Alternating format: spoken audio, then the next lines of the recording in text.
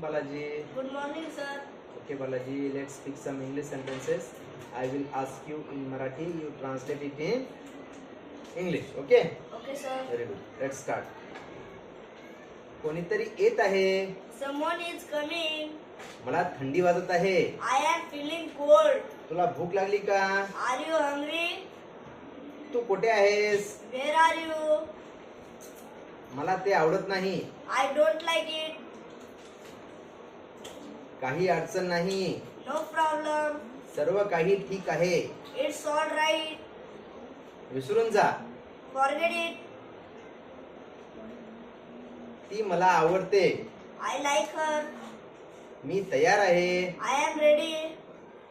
तू इंग्रजी बोलतोस का? Do you speak English? पुन्हा भेटू. See you. मला फॉलो कर.